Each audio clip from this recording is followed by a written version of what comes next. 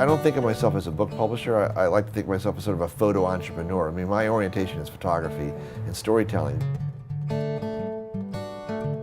I actually like being scared. I like being in over my head. It makes me feel more alive. I think you find out a lot about yourself when you're under pressure. And when things are going smoothly, I'm pretty bored. I always say that doing these books feels a little bit like doing a jigsaw puzzle, but you lost the box that all the pieces came in. So we don't know what this is supposed to look like. And you really wanted your pictures to change the world. You really hoped that you would just blow the lid off some situation or shock people, or that your pictures would actually have some effect other than serve the purpose of selling ads. Time magazine was just like, I said, I didn't do anything. It's not like I'm not working people. I'm not trying to sell myself. I'm a shy guy who likes to taking pictures, but people seem to just keep adopting me. A lot of our projects shouldn't actually work.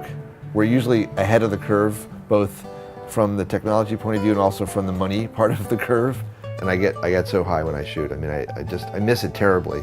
I don't miss the editors, and I don't miss not seeing the pictures used that I think should have been used, but I miss that sort of the feeling of fate and just, you know, life just happening in front of you.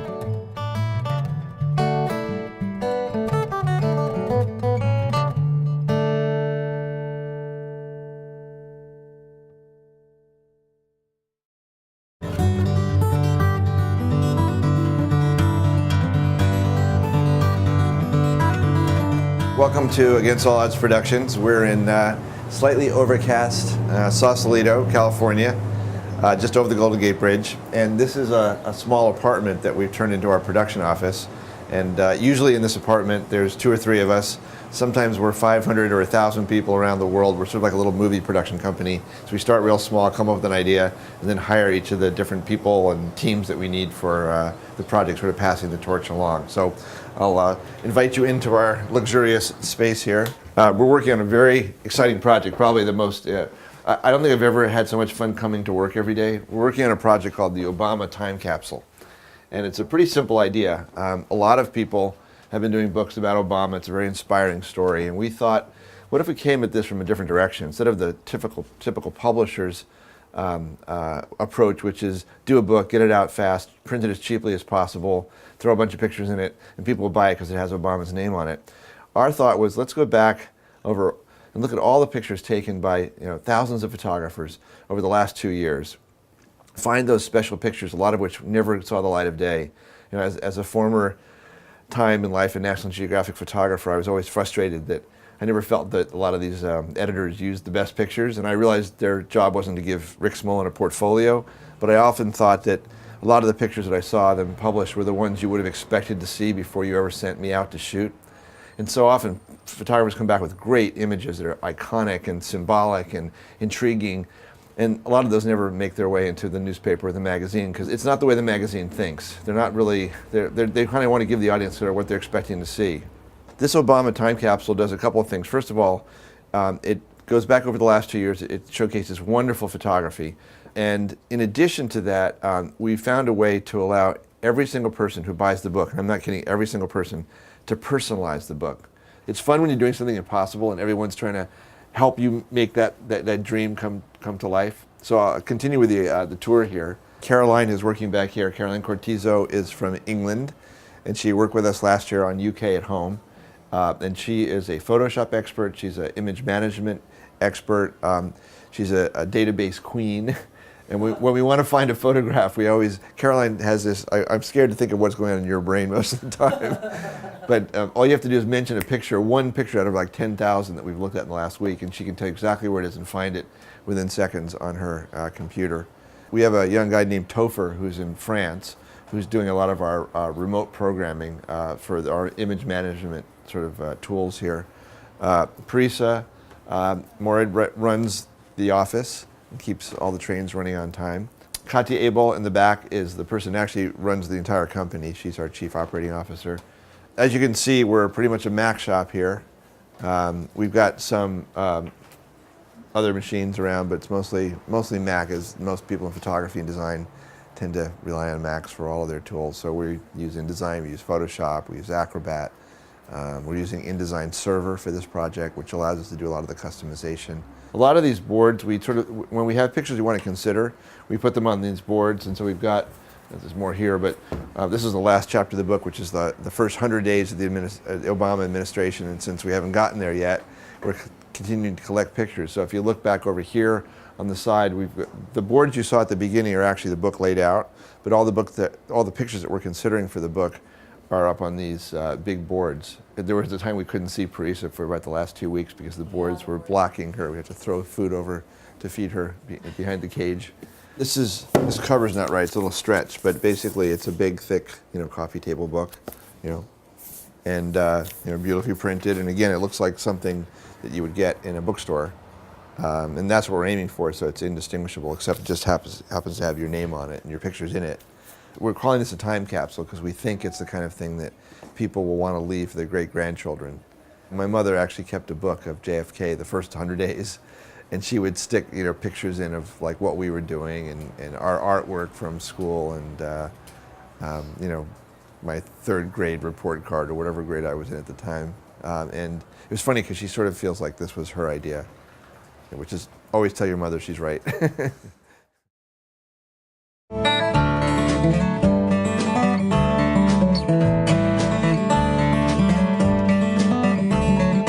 I had to get away from my parents when I was 14. I was ready to leave the nest, probably earlier than a lot of kids. Every opportunity I could, I'd hop on a bus and go to New York City and just wander around. My dad gave me a camera, and my history professor told me that he was going to go to South America for the entire summer, and he was going to take 2 students with him. So I convinced my parents to let me go with this guy. And so I spent 3 months traveling throughout South America at the age of 14 with this crazy history professor. It was an amazing experience. We went to every single country. I had a little Reporter S Minolta camera that took 72 frames on a roll of 36 pictures. It's very economical. And I just fell in love with photography, and I didn't know what being a photographer meant, but that's all I wanted to do from the age of 14. My father was actually adamant about me not being a photographer.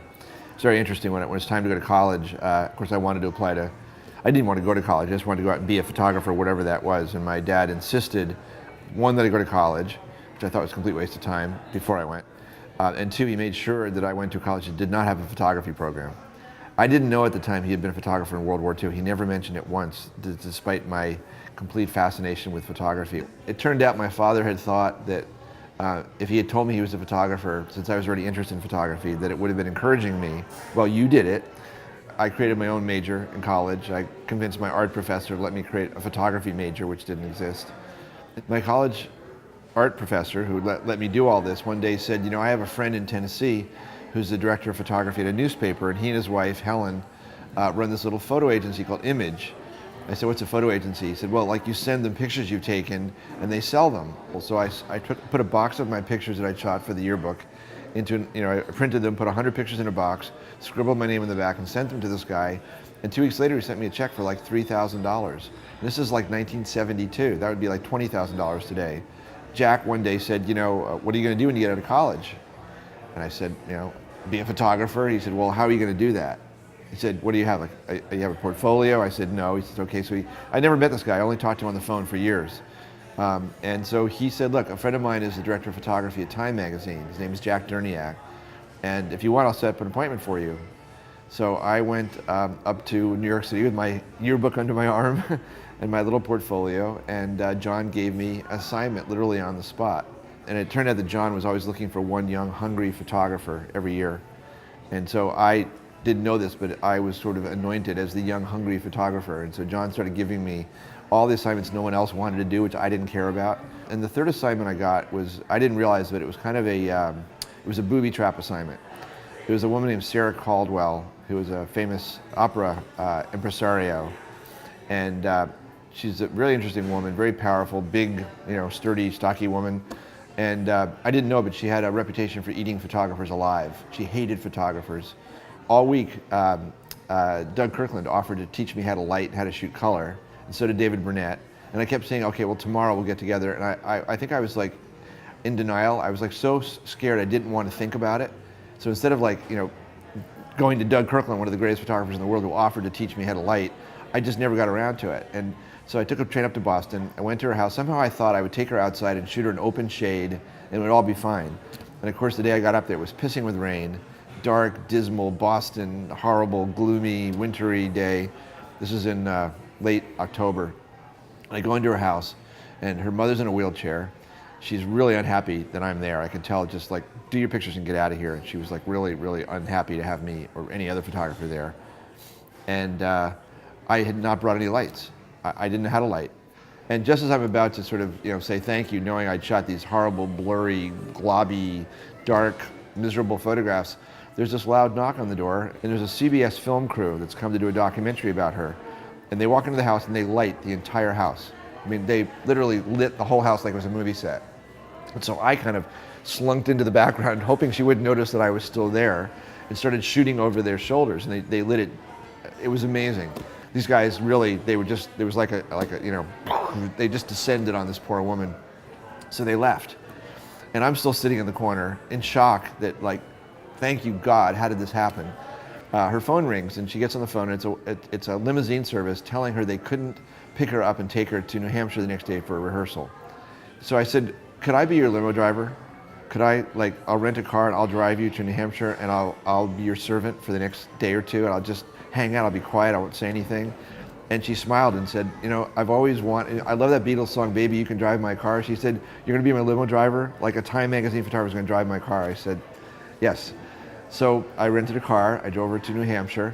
I had pictures of her, asleep, I basically just became part of her life. I stayed for a week. And at the end of the week, she said she was going to Mexico to start development of a new opera, and she invited me to go with her. So Time magazine at this point is like beyond ecstatic. I mean, so this little punk kid who was being thrown out in the lake, who should have drowned, suddenly, to the woman who was supposed to eat me alive, now I'm her limo driver and I'm flying to Mexico with her. So it was the cover of Time magazine. Time was thrilled. So many times I've been sort of just about to, basically the parachute not going to open, and then, something happens at the last minute that saves it and turns it in much better than if I'd known how to light, I would have taken the pictures and left. I still go look back and pinch myself, because I think if that CBS film crew hadn't knocked on the door at that moment, I always wonder if my life would have gone a completely other direction.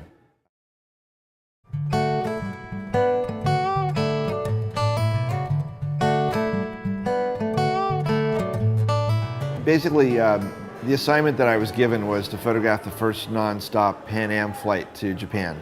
And it was an assignment no one wanted to do because it was a press junket. Basically, you get on the plane, fly to Japan, take pictures of guys shaking hands, get back on the plane and come home. So, what photographer would want to do that? But like me, I'll go Japan, never been to Asia. So I went over there, and Time magazine one day called up and said, the Prime Minister of Australia is coming to Japan on a tour, and then he's going to China. Would you like to go to China with him? So I spent a week with the Prime Minister, and I had hair down to here. I was like a real hippie at the time. I had love beads and, leather bands, and all the Australians were these very close, short, professional-looking journalists.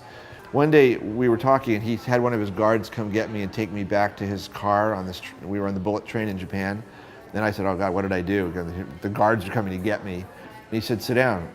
I said, "Nice to meet you." He said, "So do you prefer the 24 or the 35 on the Nikon? Because I'm trying to decide whether I should use a zoom or." It turned out he was a total photography nut.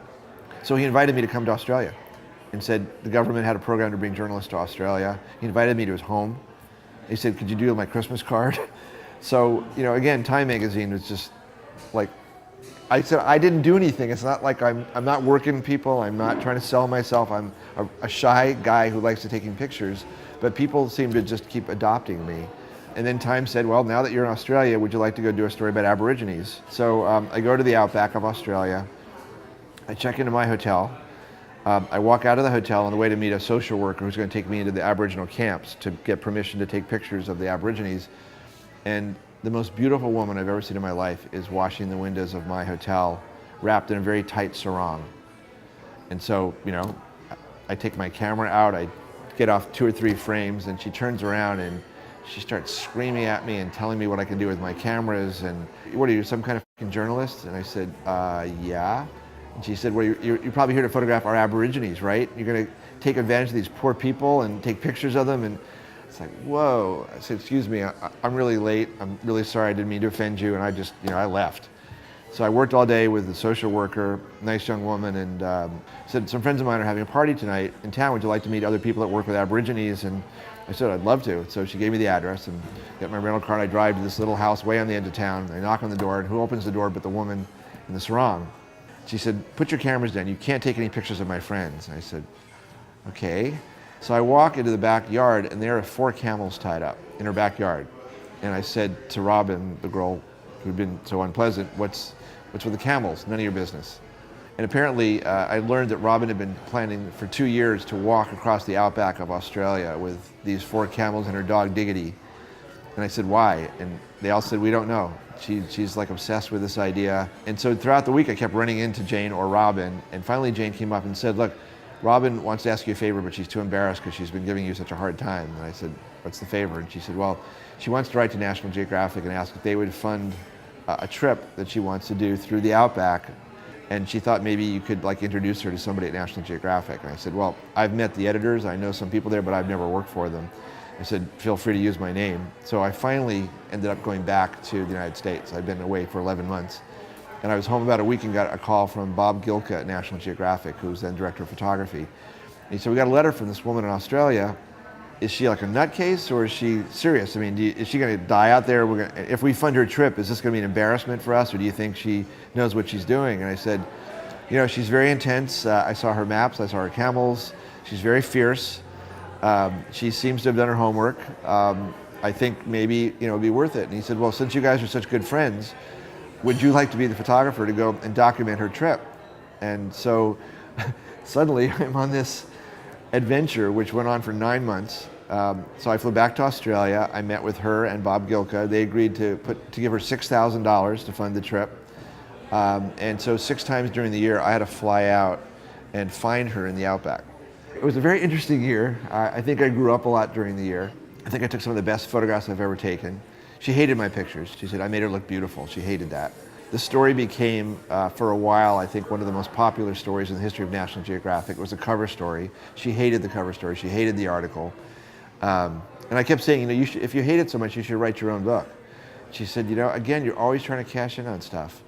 And then 2 years later, she called me up and said, you're not going to believe this, but I've written a book. I said, you're kidding me. And she said, I want you to read it because some of it has to do with you and what happened to us out there and how hard I was on you. And so I read the book, and it was hard on me, but it was honest. And she never kept a notebook. She never wrote anything down, didn't have a tape recorder. And she wrote the book where she could remember the patterns that a bug made in the sand.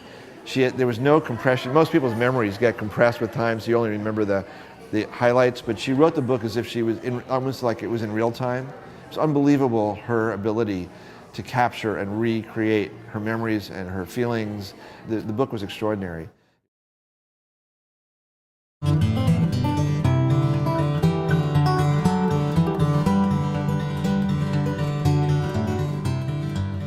So I just stayed in Asia for about 5 years, and was very lucky to continue having this sort of little twist of fate, and in between lots of other projects. I would always find things I wanted to work on on my own. Time magazine sent me to do a 3-day assignment about children who'd been fathered by GIs in Southeast Asia.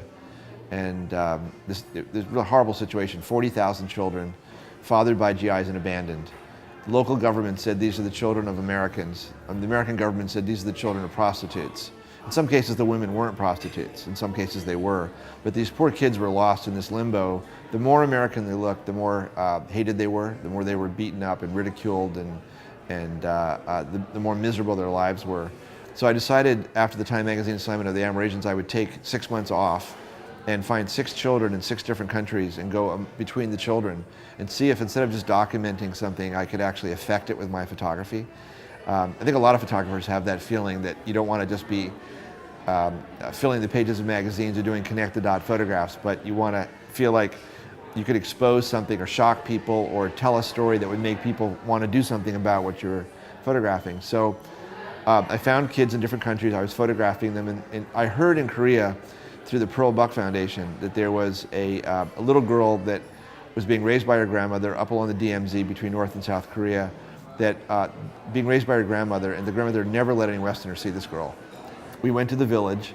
The social worker went and met with the grandmother and came out shaking her head, and she said, "I don't understand." And I said, "What?" And she said, "She's agreed to speak with you, and she's agreed to let you meet her granddaughter." And she said, this is like the 20th time I've come to her with a request like this, and I don't understand why." And I hadn't even met the grandmother, so I had nothing to do with this decision. So I met the grandmother. The girl was just amazing. She looked 98% American, freckles, blue eyes, just absolutely gorgeous, cute and funny. And the strangest part about it is I could tell, even though I didn't speak Korean, that she didn't have that haunted concentration camp look. All the other kids were kind of hunched over and their eyes were kind of sunken in, and that you could tell they were like skittish animals that were ready to be attacked. And this girl kind of walked in the room and made her presence felt, and the affection between her and the grandmother was just amazing. At the end of doing this story, I wanted to publish a story about Amerasian children. I took all the pictures of Natasha out of it. But I went to magazines all over the United States and got turned down by every single publication that said Americans don't want to hear about illegitimate children of American GIs. There's no market for that story here.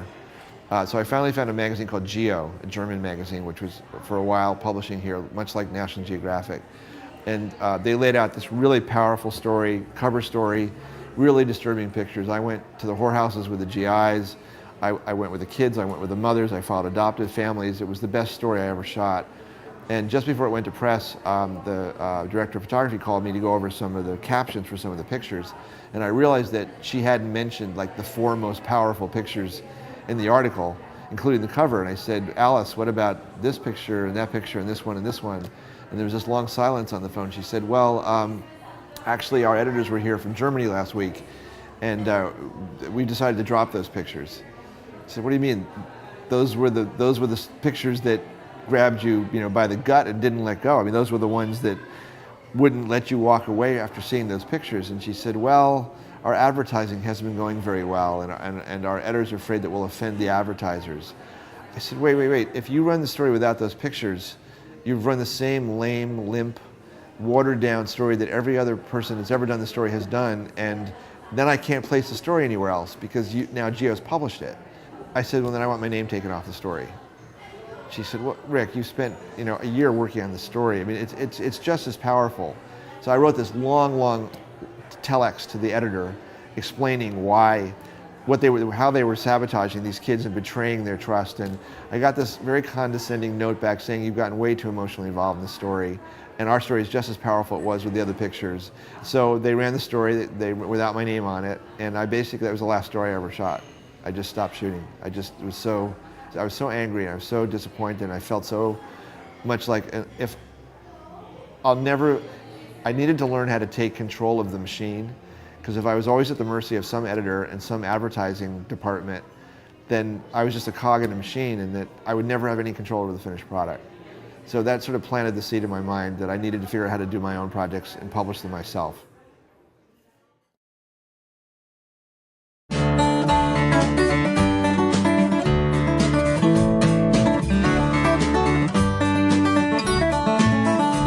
Being in Asia for so many years and being with so many photographers, one of the things that surprised me so much was that the same men and women tended to show up at all the big events. I would sit around in the bars with these men and women. A lot of it was in Bangkok. That always seemed to be the place we'd all go to in between. It was inexpensive, it was fun, it was warm. And these other photographers, many of whom were my heroes, would sit around and do nothing but bitch and moan and complain. What was happening is all the photographers get very emotionally involved in the things they were shooting. And you really wanted your pictures to change the world. You really hoped that you would just blow the lid off some situation or shock people, or that your pictures would actually have some effect other than serve the purpose of selling ads in a magazine. And so I was sitting around in a bar with Philip Jones Griffiths and J.P. LaFont and Ken Early and a bunch of people, and I said, wouldn't it be cool if we could all get together, all of us, and descend on a country for 24 hours? Like, just blanket the country and all go on your mark and set go. It's midnight, we all start shooting, and we do a book in one day. And so all my friends in Bangkok that night said, "Great, you go organize it and we'll all come take pictures," thinking that would be the last of it. So I went back to Australia. I went to publishers. I went to 35 publishers around the world, thinking they'd fall over at the brilliance of this idea, the best photographers in the world let loose for 24 hours, day in the life of Australia. And they got laughed out of their offices. Every single publisher, 35 publishers I met with, said, who on earth would pay $40 for a book of pictures taken on a day that nothing happens in some godforsaken country on the other side of the world like Australia? Who would care about that? So I went back to my friend, the Prime Minister, and I said, Mr. Prime Minister, I want to do this book about your country. I went to all these publishers, no one's interested. Could you pay to bring all my friends to Australia for this project? And he said, nice try. He said, but I will help you. And I thought, oh yeah, okay, it's be one of these two shining me on sort of polite things. He said, okay, first I'm going to give you a letter saying, I know you, I respect you, admire your work. And I said, yeah, so what do I do with the letter? He said, okay, just stick with me here, okay? He said, I have a good idea for you. And then he outlined what I've been doing for the last 25 years in the next 10 seconds. He said, okay, I'm going to set up meetings for you with the CEOs of companies all over Australia. I said, and how's that going to help me? He said, okay, you're going to tell them that you're producing the Olympics of photography. I said, okay, I'm sorry, I'm really stupid. I don't get it. Okay, you're doing an Olympics of photography. You're bringing the best photographers in the world to Australia, and it's this huge competition to see who can get the best pictures in your book. I said, well, it's not a competition, it's a collaboration. He says, Rick, I've been around you guys. You're all trying to outdo each other. It's definitely a competition. I said, but so what am I asking these companies for? He said, okay, you're going to Kodak, you're asking them for film. You're going to Qantas, you're asking them for airline tickets. You're going to Hertz, you're asking them for cars. You're going to the Hyatt and asking them for rooms. This guy, Steve Jobs, just started this computer company. You're going to ask them for computers. And I said, and why would they give me this stuff? And he's like, I remember him being completely exasperated with me. He said, okay, you're going to put their logo in the front page of your book. You're going to give them a special edition of the book with a letter that the chairman can write. You're going to talk about them when you go on the Today Show. I said, I'm going on the Today Show? I'm totally shy still at this point. He said, this is a really exciting idea, and all these companies are going to, he said, it may be hard to do it, but I think with my letter and my introductions, and you show them the cover of National Geographic that you just did, and you show them your covers of Time. So I went out there and I met with almost 600 companies. It took 2 years. I was sleeping in a sleeping bag in my friend's apartment in Melbourne. I stopped shooting photographs, and it was a great lesson in rejection. And 6 companies out of 400 said okay, but we got 100 first class round trip tickets to Australia from Qantas. We got hotel rooms, and people all over Australia offered to put the photographers up. I had no money to pay the photographers at all. I told the photographers that. Everybody wanted to come. It was billed as the greatest, photo party in history. I didn't want photographers just wandering around willy-nilly doing street shooting, because I knew they'd all end up doing the dark underbelly life of Australia. So we made sure we had assignments that were geographically and thematically spread out all over the country. So we tried not to have our photographers overlapping. We self-published the book. We had no publisher. I found a newspaper group that bought 60,000 copies of this book that didn't exist. And talk about luck. Remarkably, a year and a half after the book came out, I was able to send a check for $1,000 to every one of the 100 photographers. And you wouldn't think spending $100,000 would feel good, writing a check and giving away $100,000, but I promised the photographers if we ever actually made money on the book, which no one thought we would, that we would pay them a great day rate for that one day. I thought I'd go back finally to being a photographer, even though I was kind of disillusioned. I had no intention of becoming a book publisher or photo entrepreneur or whatever it is that I do. But about 2 months after this book came out, the governor of Hawaii came to Australia on some kind of trip, and on his bed was a copy of A Day in the Life of Australia. I think he stayed at the Hyatt Hotel, which is one of our sponsors. So 2 weeks later we got a call from the governor's office in Hawaii saying, we just saw this book you did in Australia, and our anniversary of statehood's coming up. Would you come and do us? It just went on like that. Countries, politicians, corporations, almost every one of our books became the cover of Time or Newsweek, which was, again, kind of bizarre for an idea everyone had turned down.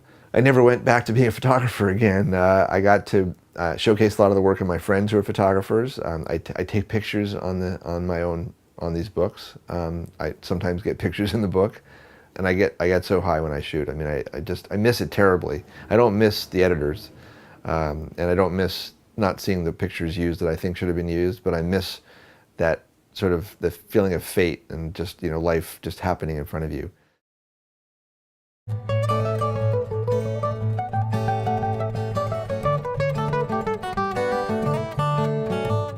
One of the things that's been really gratifying about these projects is that by inviting the world's best photographers and the best writers and designers and Photoshop experts and a lot of different creative teams, everybody has this pride of authorship. So when the book comes out, or whichever book we're working on, I think every single one of the people that worked on the project feels like if it wasn't for their piece of the puzzle, the book wouldn't be what it is, or the project wouldn't be. So a lot of the editors from Time and Newsweek and Fortune have worked on our books, and the nice side effect of that is that when they go back to their editors, they say, we shouldn't just review this book, we should put it on the cover. So I mean, this is like, every one of these represents a multi-million-dollar ad campaign that we got basically because people feel it's a great product and they help make that into a great product. The very first book we did was Day in the Life of Australia, which is, it's like your first child. You always have sort of a special relationship with it. And every once in a while I'll pick it up. And one of the things I actually love about this book, which is we're trying to figure out how to explain to people that you're holding a book which is all shot on one day. We're still trying to solve the problem of how do you have readers not pick this up and feel like I bought a book, but get them into the book in some interactive way. So one day about 3 o'clock in the morning, we were still trying to finish working on this book, and someone had left the mail on my desk.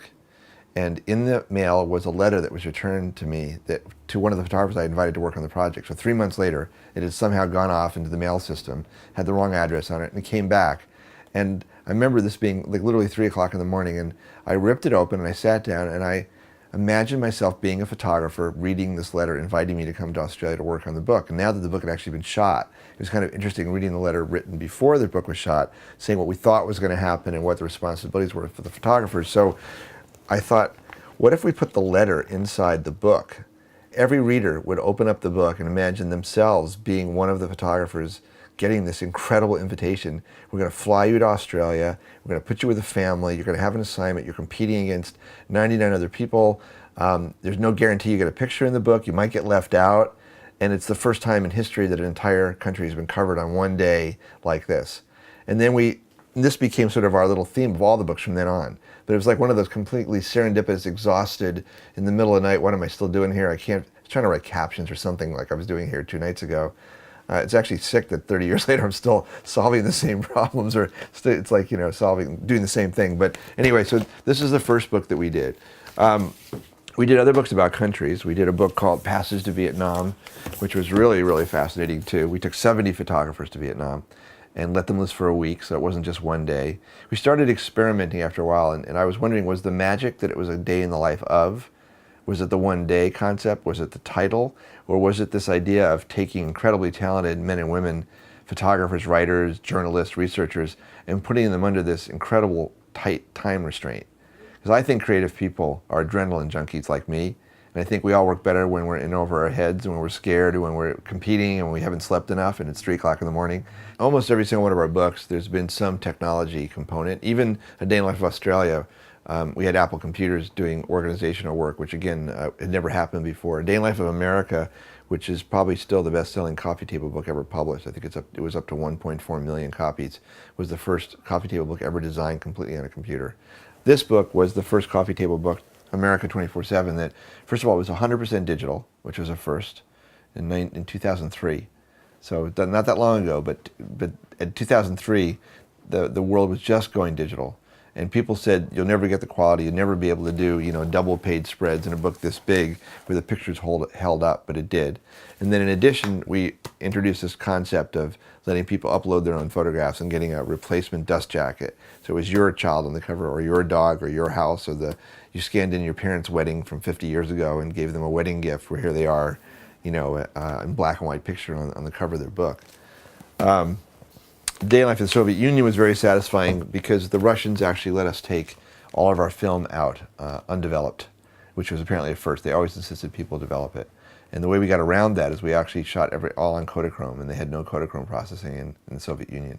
So at first they were insisting that they develop all the film and inspect all of it. We also gave all the photographers working on this project a Sony Handycam. So the photographers all became our film crews. And in many of these projects, we paid the photographers with laptops or Apple computers or handycams. And then this is a book that kind of was the precursor. This is Natasha's story. This book sort of set the stage for the book we're doing now about Obama, the Obama time capsule, is seeing that the quality of a print-on-demand book is starting to rival offset. And it's affordable, and the quality is good, and it's immediate, it's much faster. And at first I sort of saw this as a prototype. Well, we'll do this book and then I'll show it to a publisher and then we'll publish a real book. But this sort of became the real book in the course of doing it. And you know, like anything, it's still in its infancy. There's still things that you'd like to do differently and things you'd like to change about it. But it's really remarkable, the quality of this book. And I think the Obama Time Capsule book is going to be even more dramatically that way, that I think people will be absolutely shocked to find out that this is a print-on-demand book. I mean, the theme of all these books is using cutting-edge technology tools to put a human face on different topics. So it's creative storytelling is the top line, but underneath the creative storytelling is all this technology that either helps you tell the story better, or it brings in partners like Intel or Apple or HP that become our partners in helping tell the world there is such a book and why they should be interested in it.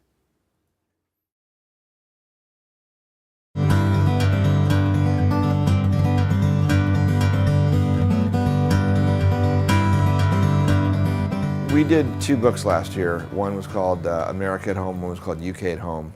And it's the concept of home, it's the emotions of home, it's not Architectural Digest. The book we'd love to do next is China at Home. And we think that using this customization technology, that instead of the America at Home and UK at Home, we allowed people to customize their covers. But I think going forward, we'd love to find a way of maybe doing a hybrid of offset and print on demand, so that one portion of the book would have all the interactive stuff in it, and the rest of it would be printed much cheaper, and you would actually insert the custom bound chapter into the offset pre-printed version to make it affordable. But I think in a country like China, where everyone's got a cell phone camera and photography is just going crazy there, a project like this might be very well received. I would imagine that people watching what we do here think that we start out from a position of incredible confidence and self-reliance and optimism.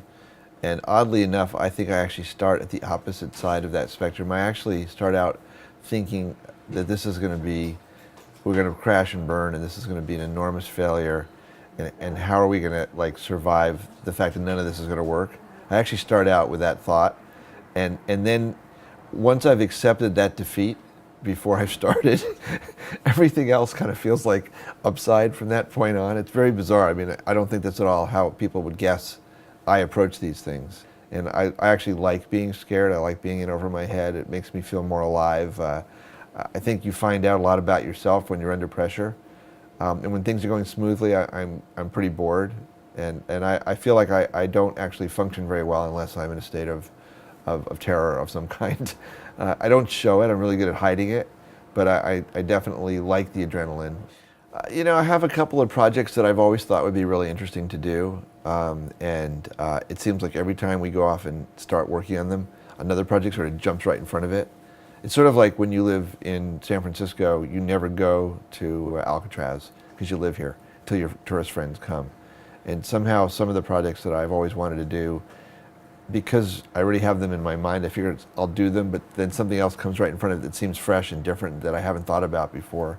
So the way it starts out is Rick has these huge impossible ideas, and what he does is he circulates with a bunch of wonderfully inspiring people and networks with a huge diverse amount of people and gets inspired by them, and always loves to think about what's bleeding edge and bring it into photography and photojournalism and the creation of our books.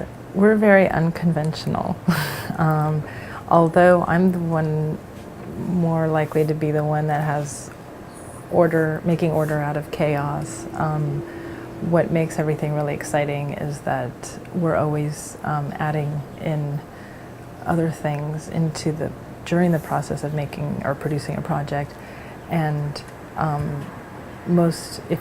if we were not flexible, most of the best ideas would never have happened. So being flexible and allowing for these impossible things that you should have discounted and said, no way, help to actually enhance a project quite often. You have to be a bit of an adrenaline junkie to be able to survive here, and you also have to you gotta like go with it, and solutions always come out somehow. I don't know how, but they do.